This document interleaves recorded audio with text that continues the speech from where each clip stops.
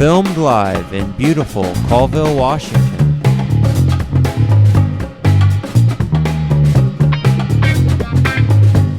At Colville High School.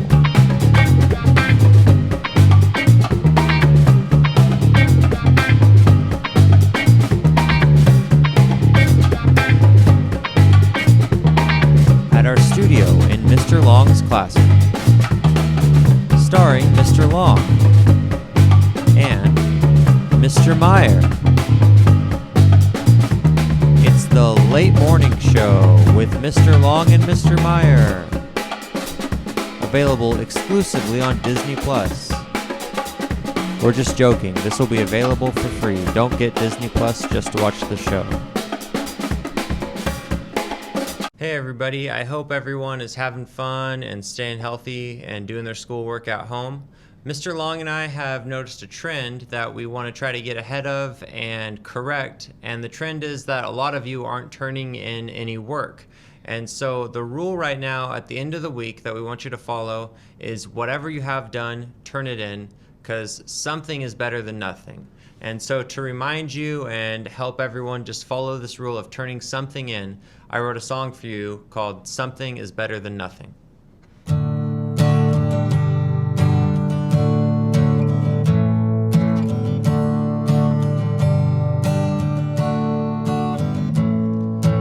If you're looking at your schoolwork and you don't know what to do, I've got a piece of advice I want to share with you. You can email us and we'll help the best we can, but not turning in anything is not a good plan, 'cause something is better than nothing, 'cause zeros aren't a fun grade to receive. Something is better than nothing. Turning in something is better than not turning in anything.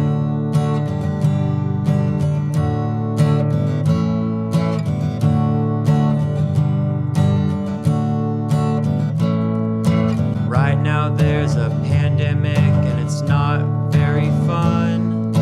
We know it is difficult to get this schoolwork done, so all we're asking is to do your best. Turn in what you have and we'll figure out the rest, 'cause something is better than nothing, and zeros aren't a fun grade to receive. Something is better than nothing. Just turn in something and we'll figure out something. So turn something in and we'll figure something out. Just don't leave it blank and don't get zeros. Thank you and take care. Welcome to Mr. Long and Mr. Meyer's class. It's the week of April 27th through May 1st. We are trying some different stuff, see if we can bring you into the story. So today's story is Button Button by Richard Matheson. You know Richard Matheson, believe it or not. He wrote the story I Am Legend. Will Smith starred in that. And he often wanted people to contemplate morals and values. So this week we're looking at three different objectives. We have targets that we're still trying to get you to still learn something even though you're home. So our target objectives, we're going to look at using text evidence. So when you're reading the story, highlight, right? Be aware that you're looking for a few things. What are you looking for? Three types of irony. Three types of irony. Irony comes in it comes in multiple, but for today we're going to talk about three. So if you have this is a paper copy. Most of you are working from an electronic copy. But if you have this, I'm looking at irony is about expectations and opposites. Verbal irony is when a character or person says one thing but means something else. Dramatic irony is when a character believes something that and the opposite is true or comes true. And situational irony is where the complete opposite of what is expected occurs. So you're looking for those three different kinds of irony in the story. Highlight them as you go, circle them, whatever you got to do. Then I want you to do a character analysis when we're done. That character analysis is going to be pick a character from the story, either Arthur, Norma, or Mr. Stewart. This is number 10. And give a brief character analysis of him or her, following a formula. You don't have to follow it exactly, but it's hard to learn at home, so I'm trying to spoon feed. And it says something like, blank is a blank, so Mr. Stewart is an amazing person. When Mr. Stewart said, I love rainbows and ponies, it shows that. Okay, so you're looking for irony, text evidence, and character analysis. That's where we're going with this. Have this out. I'm going to stop and I'm going to say, hey, pause it here. And then you pause it, answer the questions, and away you go. So you have this out, something to write with, or you're going to be typing, split screen, whatever it is that you want to do. Number 1 says, what is your favorite childhood game and why? This story is called Button Button. Button Button is a game we don't play anymore. I don't even know if people play Kick the Can anymore, or hide and seek, maybe, something like that. Button Button was this. Take 10 of your best friends, put them in a circle, everybody puts their hands out like this. The person who's it has penny, nickel, quarter, dime, whatever it is that they have. They hold on to that thing and they walk around, and you open your hand as the it goes by all the way around. By time the person, the it, gets done, they open their hand, and only 2 people know who exactly has the coin.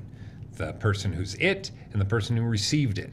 Everybody else is going to take a guess as to who is it, how do we know, looking at facial expressions, body language, whatever it is that you do. And then you vote, and then the person who has the coin then is it. If you've ever played Heads Up 7-Up, it's like that. So what's your favorite childhood game and why? And here we go. Button Button by Richard Matheson. The package was lying by the front door. A cube-shaped carton sealed with tape, their name and address printed by hand. Mr. and Mrs. Lewis, 217 East 37th Street, New York, 10016. Norma picked it up, unlocked the door, and went into the apartment. It was just getting dark. After she put the lamb chops in the broiler, she sat down to open the package.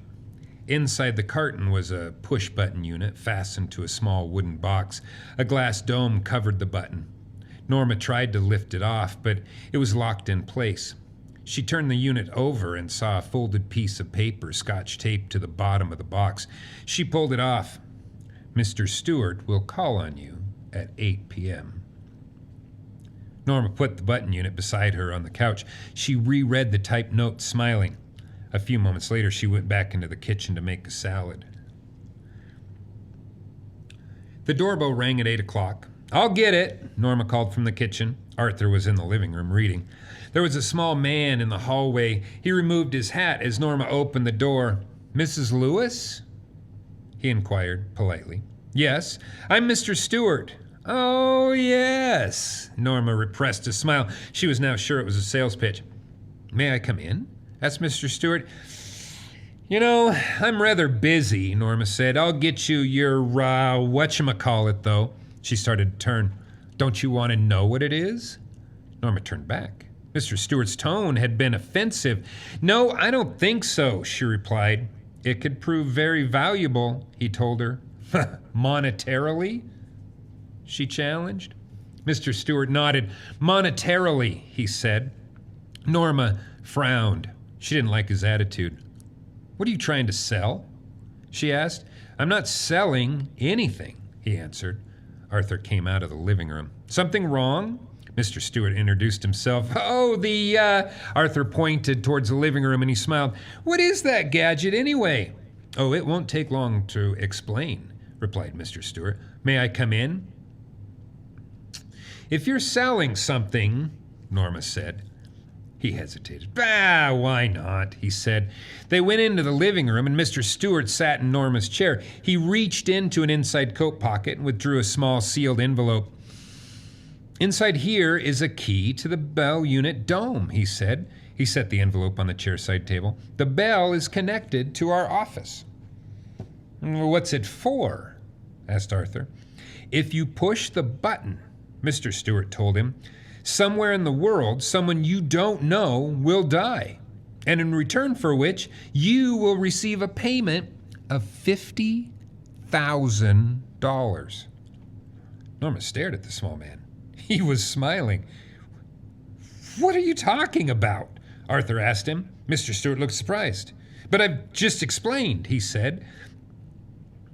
Is this a practical joke? Asked Arthur. Not at all. The offer is completely genuine. But you aren't making any sense, Arthur said. You expect us to believe. Who do you represent? Demanded Norma. Mr. Stewart looked embarrassed. I'm afraid I'm not at liberty to tell you that, he said. However, I do assure you that the organization is of international scope. I think you'd better leave, Arthur said, standing. Mr. Stewart rose. But of course. And take your button unit with you. Are you sure you wouldn't care to, think about it for a day or so? Arthur picked up the button unit and the envelope and thrust them into Mr. Stewart's hands. He walked into the hall and he pulled open the door. I'll just leave my card, said Mr. Stewart. He placed it on the table by the door. When he was gone, Arthur tore it in half and tossed the pieces onto the table. Norma was still sitting on the sofa. What do you think it was? She asked.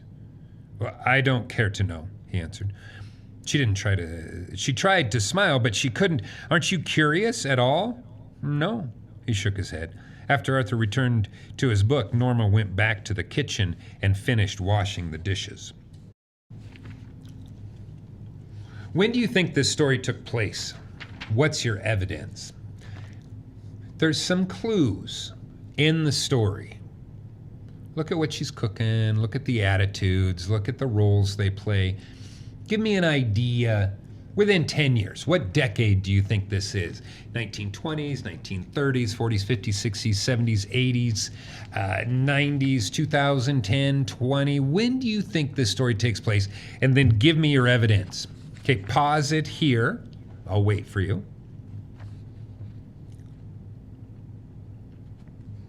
And we're back. Why won't you talk about it? Norma asked. Arthur's eyes shifted as he brushed his teeth. He looked at her reflection in the bathroom mirror. Doesn't it intrigue you? It offends me, Arthur said. I know, but Norma rolled another curler into her hair. Doesn't it intrigue you too? You think it's a practical joke? She asked as they went into the bedroom. If it is a sick one. Norma sat on her bed and she took off her slippers. Maybe it's some kind of psychological research. Arthur shrugged. Could be. Maybe some eccentric millionaire is doing it. Maybe. Wouldn't you like to know? Arthur shook his head. Why? Because it's immoral. It's immoral, he told her. Norma slid beneath the covers. Well, I think it's intriguing, she said. Arthur turned off the lamp and he leaned over to kiss her. Good night, he said. Good night, she patted his back. Norma closed her eyes. $50,000, she thought. Okay, back to here. As you read, why doesn't Arthur want to push the button? What's this tell us about his character? What does he say? I don't want to push the button because... hurt my finger, maybe. What's that tell us about his character? That's number 3. Number 4. Stop with the line, Norma closed her eyes, which is where we stopped. $50,000, she thought. Make a prediction. What's going to happen? Press the button, not press the button. Get 50 grand, don't get 50 grand. Aliens dropping from outer space and taking over before the story finishes, right? Pause it here.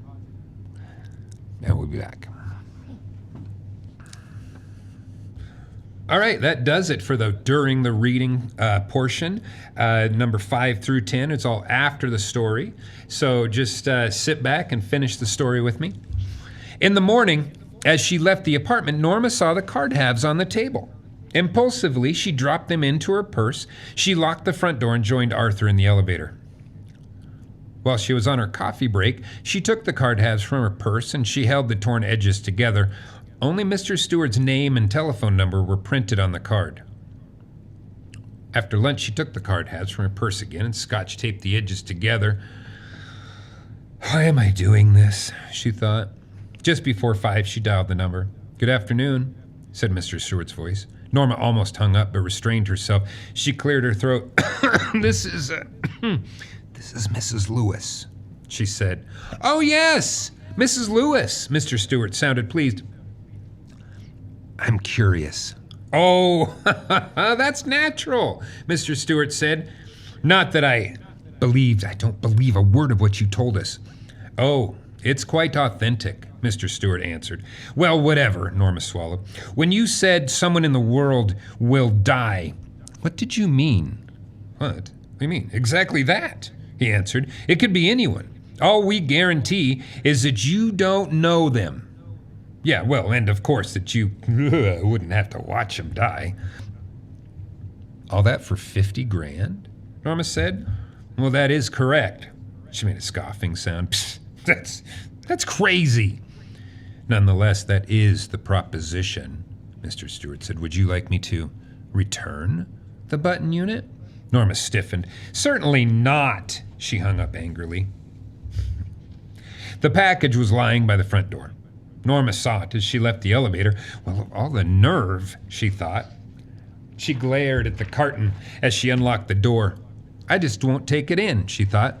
She went inside and she started dinner. Later, she went into the front hall. Opening the door, she picked up the package and carried it into the kitchen, leaving it on the table. She sat in the living room looking out the window, and after a while, she went back into the kitchen to turn the cutlets in the broiler. She put the package in the bottom cabinet. She'd throw it out in the morning. Maybe some eccentric millionaire is playing games with people, she said. Arthur looked up from his dinner. I don't understand you. What does that mean? Well, let it go, he told her. Norma ate in silence. Suddenly she put her fork down. Suppose it's a genuine offer, she said. Arthur stared at her. Suppose it's a genuine offer? All right, suppose it is. He looked incredulous. What would you like to do? Get the button back and push it? Murder someone? Norma looked disgusted. Murder? How would you define it? If you don't even know the person, Norma said. Arthur looked astonished. Are you saying what I think you are? If it's some old Chinese peasant 10,000 miles away, some diseased native in the Congo. Can you hear the racism, right? The idea that one life is worth more than another. Like, it doesn't matter if some people die as long as your people don't die, right? And so there's a lot of issues here that you need to think about Norma and about Arthur and Mr. Stewart and moral compass, right? Because the reason that we look at stories like this is because we really want you to think about, what am I capable of? So oftentimes people will say, it ain't illegal if I don't get caught. Is that true? Is it wrong if nobody knows? What about living with yourself? Is it okay? Can you live with yourself if you do something hurtful, painful, vindictive? Does it matter if the person is, right, fill in the blank, too white, too black, too Chinese, too, fill it in. It doesn't matter. This is a story about where do you draw the line, right? And so You need to think about what's right and what's wrong for you. And that's called your moral compass. And we read these stories so you do think about it. So someday when there's a great strain and a great stress and you have to fall back on your moral compass because you can't think straight, right? Is it a habit that you do, the right thing to do, that you have to know? So we read stories like this to get you to think about it. If nobody knew, would I still break the law? Is it okay to, right? Does it matter that? Where do you draw the line? Some diseased native in the Congo?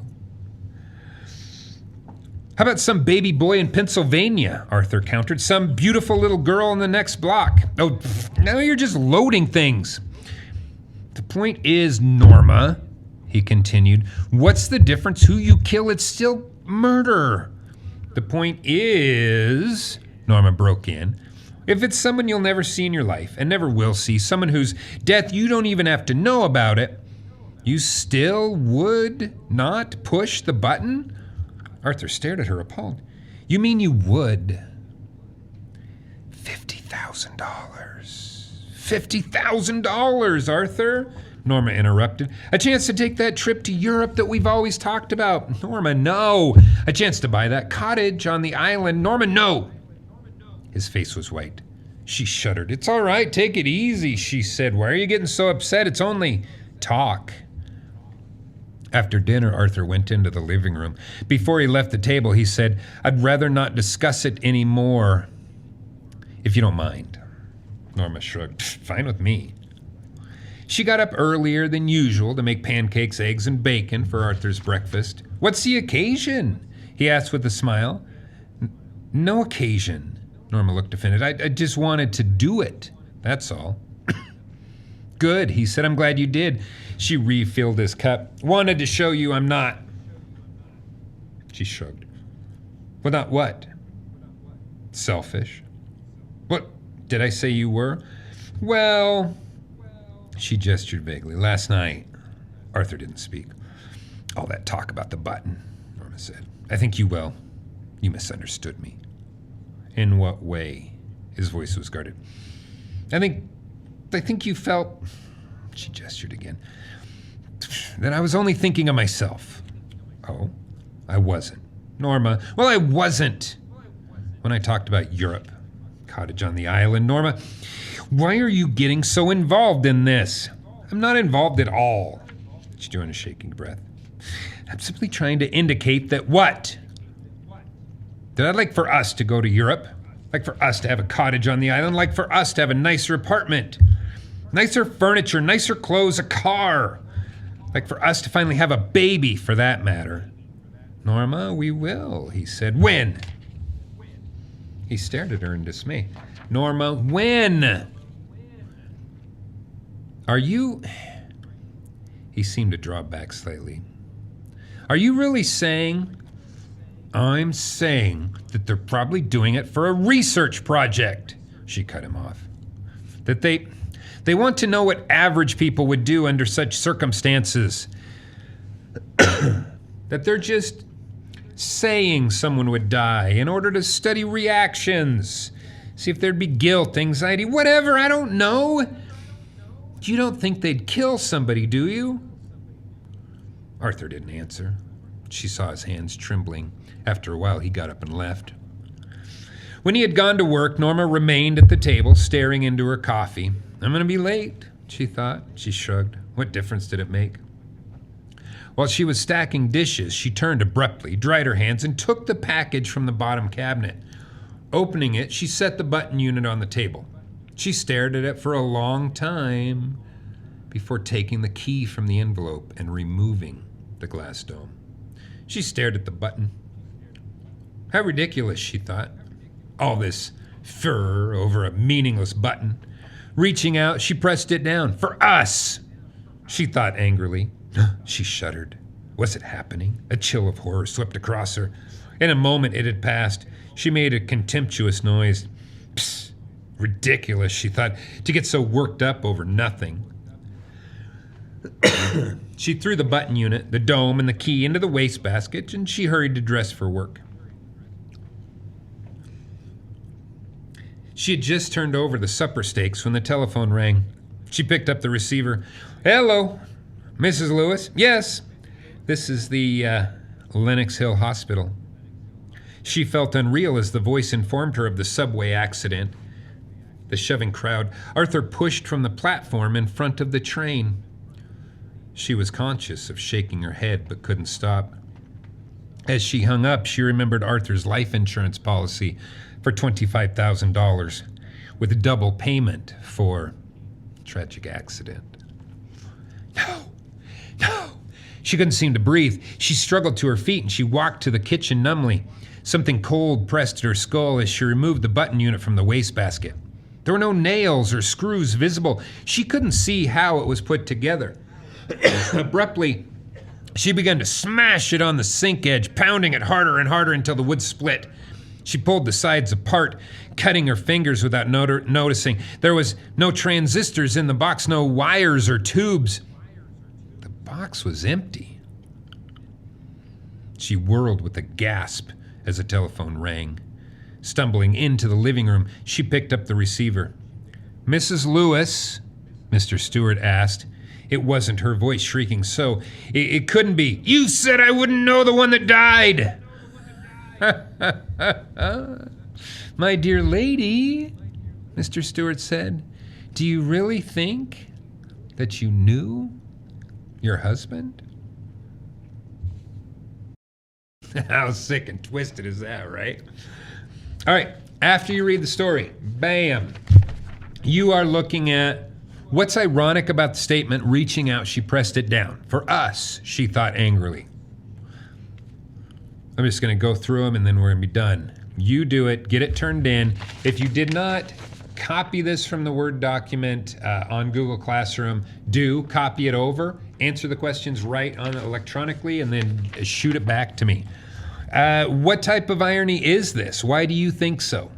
Find dramatic irony in the story. Copy the passage here and tell us why you think so. Find situational irony in the story. But Mr. Long, I don't know what those things are. Right here at the top of that first page, it explains it to you.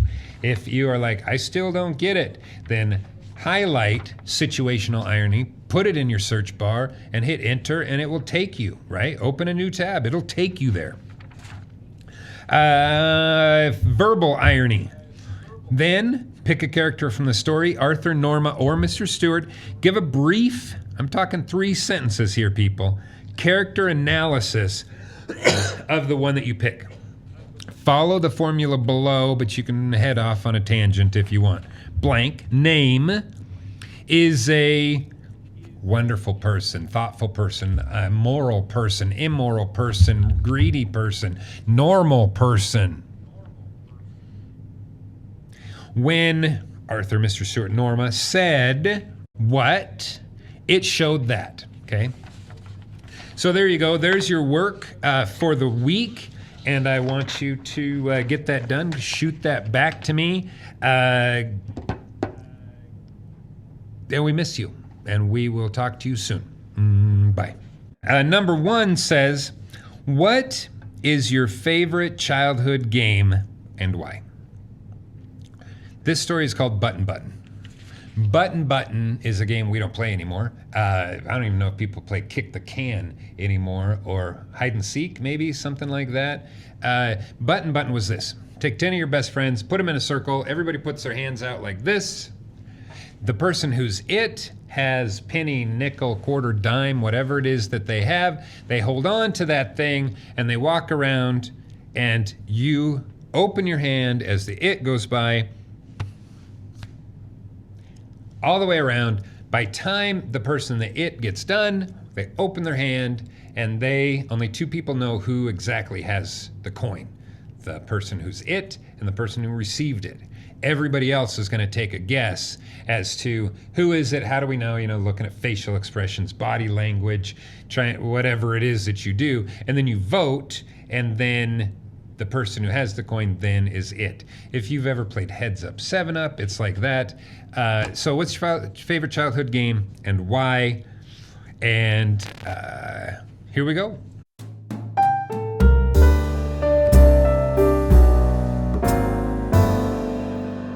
Hey, we have another section of the program where we're going to call it a moment with Mr. Meyer and Mr. Long, and today with the story Button Button, there's a lot of different ways that you could read that story.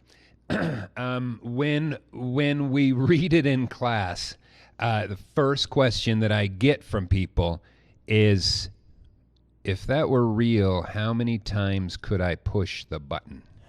Could I push it 20 times and get more money? Is it what, right? And so we usually in class have a really big divide on this idea of, is it worth it? Is the money worth it? Is killing somebody worth it? So we're going to talk a little bit about this idea of success. We could talk about morality in this story. We could talk about just the fine line between good and evil. But for this instance, we're going to talk about success, and it will tie to the story that we're going to read next week for our next show. So you're already thinking, no more shows, please. But you can do all this in a packet if you don't want to watch the shows. So, Mr. Meyer, without bearing too much of your soul, would you tell us a little bit about what success means to you? Well, success to me right now is very interesting, because to me being successful would mean like working at a school and being at school, which is ironic because when I was in high school, a successful day was a day where I didn't have to go to school. And it's interesting to think about how success for many people changes a lot over time. You know, that's so true. And if you just put this in the back of your skull and let it kind of ferment there for a little bit, our society often talks about be successful. And we don't always know what that means, because you don't know it because you've never really talked to anybody about this, and that's kind of the point of this. Success means different things to different people. It means different things to people as they go on the timeline of getting older. So success to you might be popularity. Maybe, and you're like, no, that wouldn't be me. And some people are like, yeah, it's really important to me to be well liked, right? To be popular. Some people may say, I don't care about being popular. I want to get good grades. I want to have lots of animals. I want to, and so, what is your idea of success? And please understand that people have different ideas, different from yours, as to what success is. So when I was younger, now to you it'll be like old, but when I was younger, independence was very important to me. And as I got older, you get married and you have kids, adopt kids, foster kids, whatever it is that turns your crank, because those are all definitions of success also. It went from it's very important to be independent, get out of my parents' way, and then later I moved back to Colville to get rid of some of that independence so I could help my parents age. And then I have kids and my kids grow up, and then suddenly you go from independent to maybe, more like, for me, Family Guy, right? And so if you would have told me at 16, your greatest success will be having a family, I would have laughed at you. So tell us about Norma and Arthur and Mr. Stewart. I think you've listened to the story one or two times in this editing process. Oh my God, we've got like 40 hours into this editing. This has been a major undertaking. It's been a learning experience. Oh my God, how many computer crashes did we have? It's a good story. We'll tell it to you sometime. Trying to do this, it ain't easy, believe me.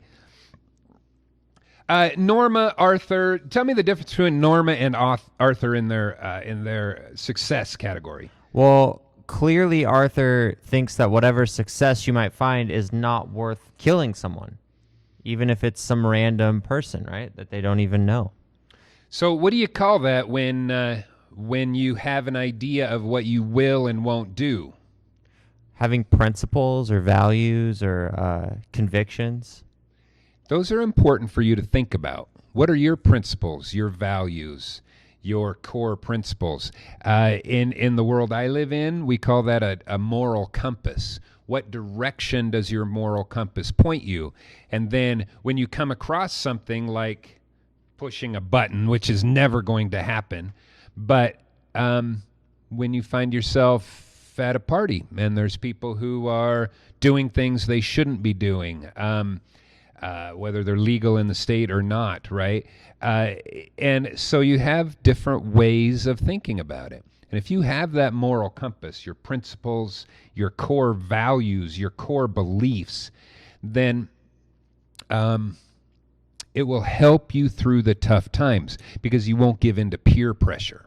Because there are all sorts of ways to make money that might not be desirable or morally principled ways to do it, or just maybe boring, bad ways to do it. Like anyone could make, let's just say, anyone could save up a few $100,000 if they chose to work 100 hours a week and live out of their van, you know? Like, so it's if you say success is something, you also have to think about what you're willing to do to get there. And usually adhering to your principles that you choose to like and value in yourself, adhering to that and making yourself happy is, in a way, a much more important version of success than what other people might be able to give you.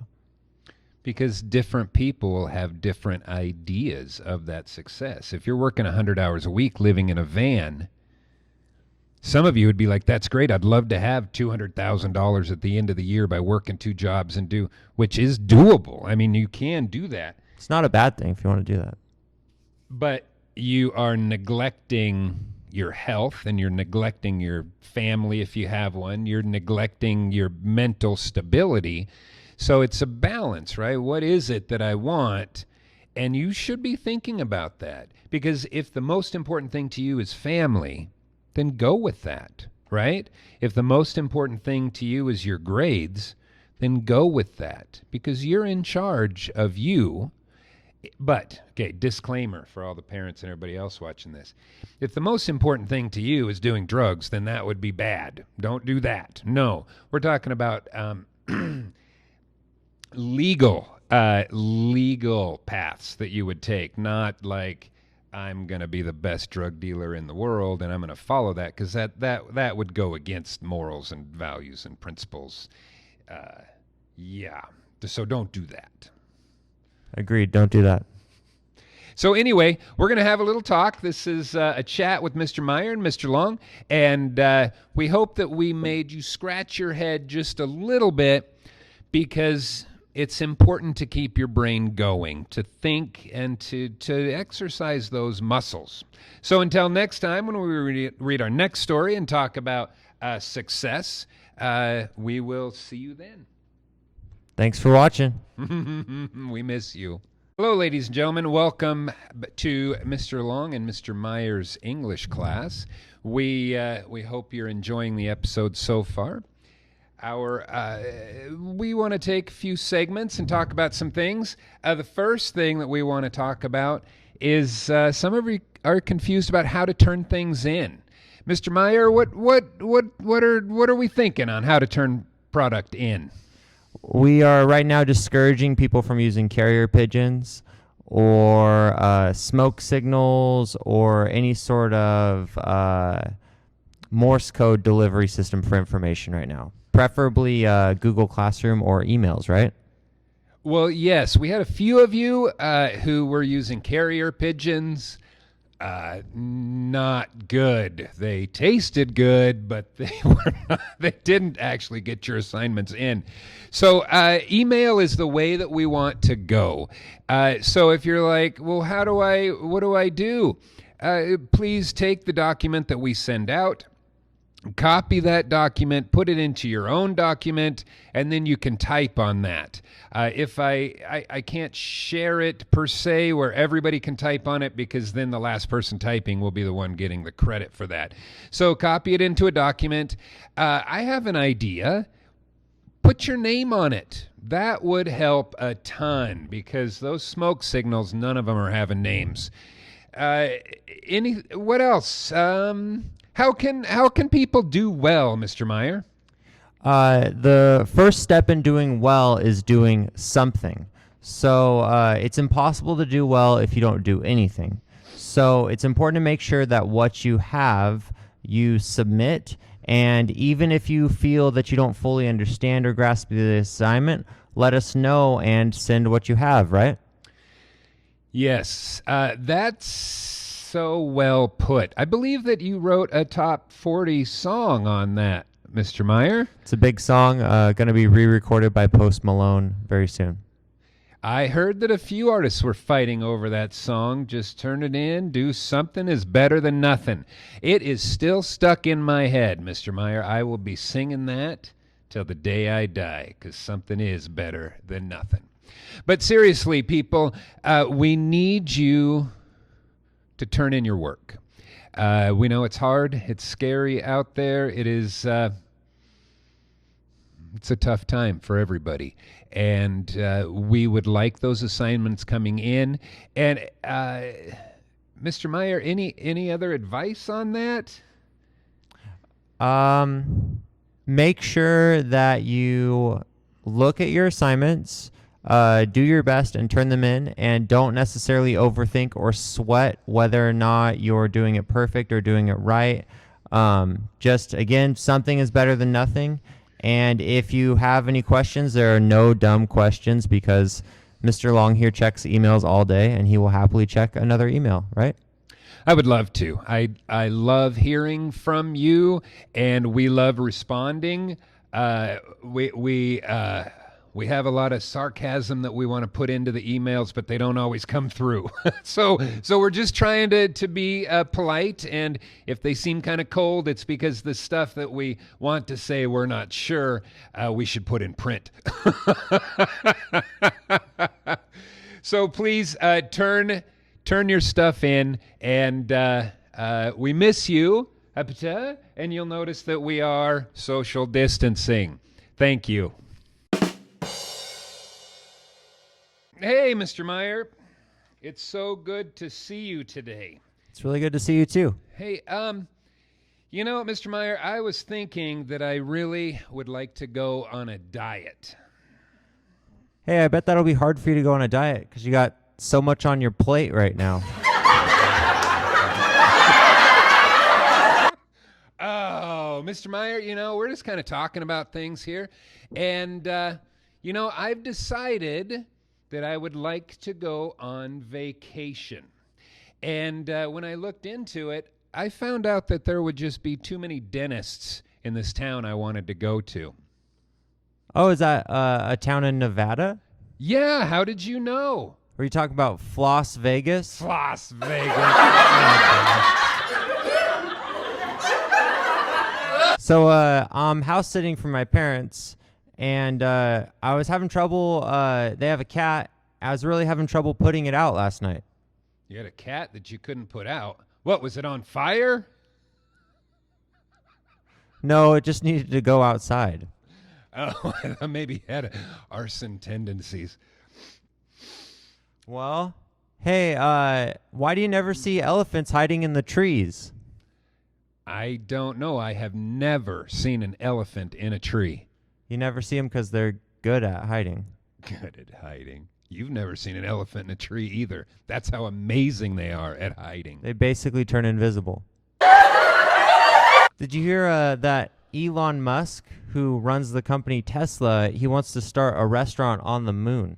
A restaurant on the moon. What will that guy think of next? I wonder what it'll be like. I mean, I bet that they will have great food, but probably no atmosphere. No atmosphere on the moon.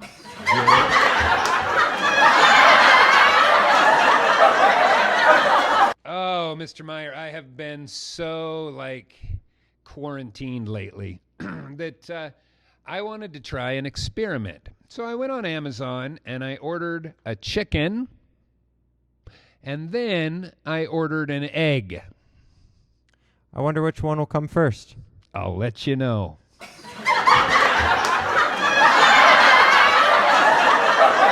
Oh, Mr. Meyer. So, do you know what vegetarian zombies say in the middle of dinner? I don't know. What do they say? Grains. It's healthy to eat whole grains as often as you can, Yes, that's true. whether you're a zombie or not. Whole grains are good for you, yes. I've been reading this really cool book about anti-gravity. Oh, you know how much I love to read books. Tell me, how is it, Mr. Meyer? It's impossible to put down.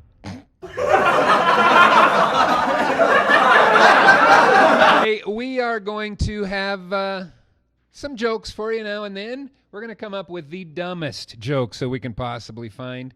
And these are called dad jokes. So, hey, stay tuned for our next episode when we will have even more amazing jokes. Hey, thank you for tuning in to another adventure in the morning show with Mr. Long and Mr. Meyer. We have a segment that we would like to present to you, and this is going to be very customer driven. So you're our customers, and we want to go on a field trip. Picture international men of exploration. So we're going to be going out into the world, and we are going to go where you want us to go. Where do you want to see us? What do you want to see us exploring? It's like Josh Gates meets Godzilla. Yes, it is. You'll see. So, Mr. Meyer, if you want to follow me around a little bit with this. If you can see out the window, I don't know, maybe it's too bright. There's a whole world out there. There's a whole world. And what we want to do is we want to explore. Send us your comments. Send us your suggestions via email. But first, we have our first segment. And this first segment really gives you our feeling about this whole pandemic, quarantine, and distance learning. So you watch it. Let us know what you think. All right, so we're putting together a show for you guys, and we think that maybe one of the things that we should do is, since you're trapped at home, is to go out and have a on location kind of thing. So today we're at the dump. And as you can see, we're at the metal portion of the Kettle Falls landfill. And if you pan around, we've got a beautiful picture of all your trash being squished and, stuff going on out there. And so anyway, we know you can't get out, so we thought that maybe it would be a good time to come out and film on location. So for your viewing pleasure today, we thought that maybe, we have glass and we have some metal. And so we thought maybe we'd like to, what happens? So, a radiator, right? And a window. And it's just for you. We miss you guys. Hey, stay tuned. We'll have more on-site location video just because we love you. See ya.